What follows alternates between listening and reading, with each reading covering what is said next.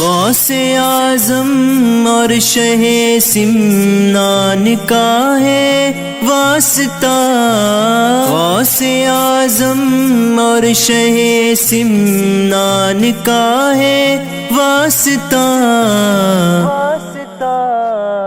یا خدا فیضان مدنی کی جہاں میں دھوم ہو۔ کسی بھی انسان پر شادی کے بعد پیدا کرنے والے ماں باپ کا حق زیادہ ہوتا ہے، یا پھر شادی ہونے کے بعد اس کی جو شریکہ حیات ہوتی ہے، اس کی جو اہلیہ ہوتی ہے، اس کی زوجہ، اس کی جو وائف ہوتی ہے، اس کا حق زیادہ ہوتا ہے؟ کس کا حق؟ یہ کسی نے سوال کیا ہے کہ ماں باپ جنہوں نے پیدا کیا، اللہ نے جنہیں ظاہری موجودگی کا سبب بنایا، ہماری اور آپ کی ظاہری موجودگی کا سبب اللہ اور اس کے رسول نے ہمارے ماں باپ کو بنایا، تو ماں باپ کا حق زیادہ ہوتا ہے، یا شادی کے بعد عام طور پر جو دیکھا جاتا ہے کہ انسان یا شوہر یا لڑکا جو ہے اس کا رجحان اپنی اہلیہ کی طرف ہو جاتا ہے، تو کس کا حق زیادہ ہوتا ہے؟ آپ سمجھے سوال؟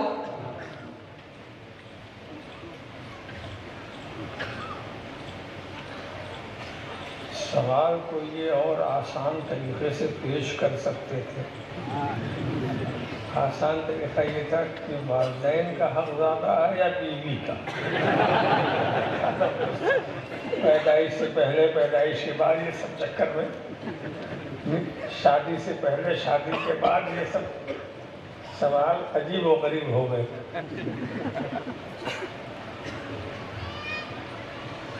میں جو سمجھانا چاہتا ہوں، اگر آپ وہ سمجھ گئے تو امید ہے اب ایسا سوال کبھی نہیں کریں گے۔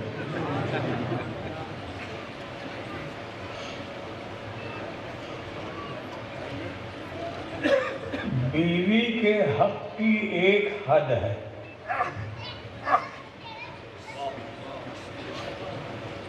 ایک حد شریعت نے متعین کر دی۔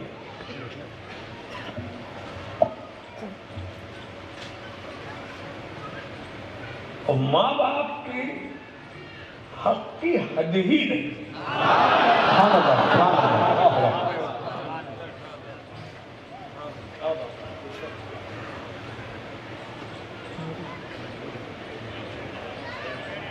نان و نفقہ، لباس، موسم کے لحاظ سے کپڑا بیوی کو پہنائیے، کھانا پینا وہ دیجیے آپ،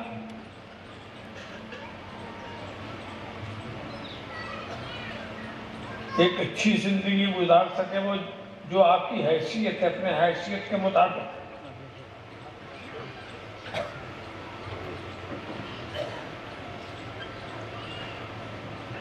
اتنا آپ نے کیا، یہ وہ حق سے مراد یہ ہے کہ آپ اگر نہ دیں تو وہ اسلامی عدالت سے حاصل کریں۔ میں اس حق کی بات کروں، تو بیوی کو حق ہے کہ وہ عدالت میں قاضی کے پاس جائے، وہ کہے کہ ہمارا یہ حق، میں اس کی بات کر رہا ہوں۔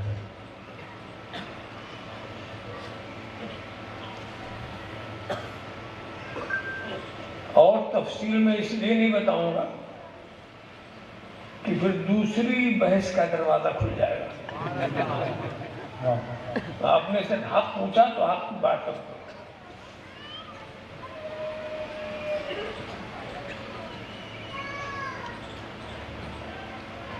تو بیوی کا تو حق اسلام نے متعین کیا، اتنے جوڑے کپڑے ہیں، کھانا ہے، پینا ہے، گھر رہنے کا مکان ہے، متعین کر دیا۔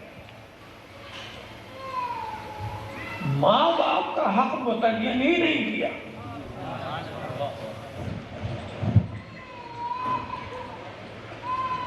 اس کی کوئی حد ہی نہیں بنائی۔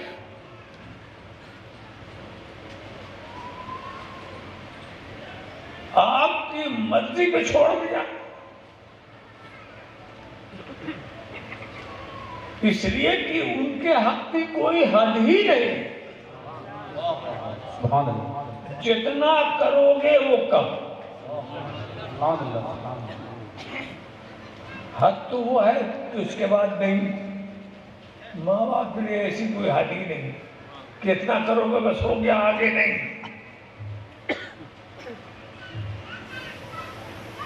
میں آپ کو بتاؤں, ایک مرتبہ کسی کے ذہن میں یہ بات آ گئی تھی عہد رسالت میں, وہ کب اپنی ماں کو کاندھے پہ بٹھا کے, معذور ماں تھی, اس نے پورا حج کیا, طواف, سعی, عرفات و مزدلفہ کی منزلوں سے گزرا, خوب ماں ضعیف. تو اس کے دل میں خیال آیا کہ میں نے اپنی ماں کا حق ادا کرنا, مشقت اٹھائی, اس کو لے کے میں نے طواف کیا, اس کو لے کے میں نے سعی کیا, پورے حج میں میں اس کو لے کے چلا. تو سرکار سے پوچھا, حضور میں نے اتنا کیا ہے تو کیا ماں کا حق ادا ہو گیا؟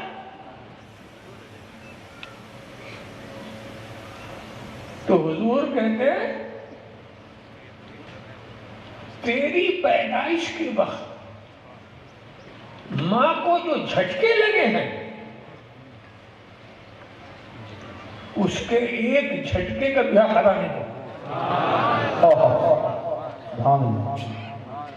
تو ماں باپ کا حق تو ادا ہونے والا ہی نہیں. ماں باپ حق کے نام پر کچھ مانگتے نہیں, حق کے نام پر نہیں مانگتے. یہ ان کی رحمت ہے, یہ ان کی کریمی ہے, یہ ان کی محبت ہے کہ بیٹے سے تجارت نہیں کرنا چاہتے, محبت کے ذریعہ.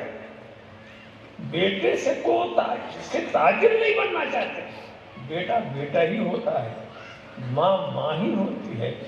تو وہ حق, قانونی حق بیوی کا تو متعین ہے, ماں باپ کا نہیں. اس لیے کہ اس کی کوئی حد ہی نہیں تو کوئی متعین کیا کرے.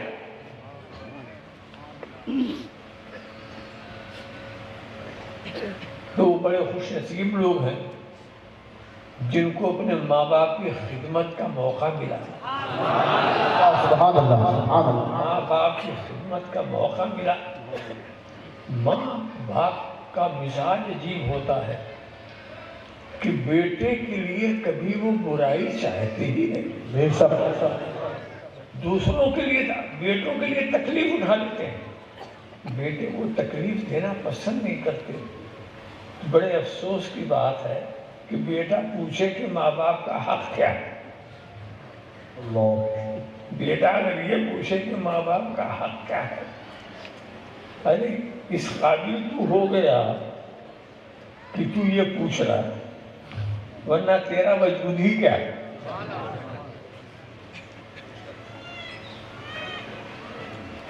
غوث اعظم اور شہ سمنان کا ہے واسطہ, غوث اعظم اور شہ سمنان کا ہے واسطہ.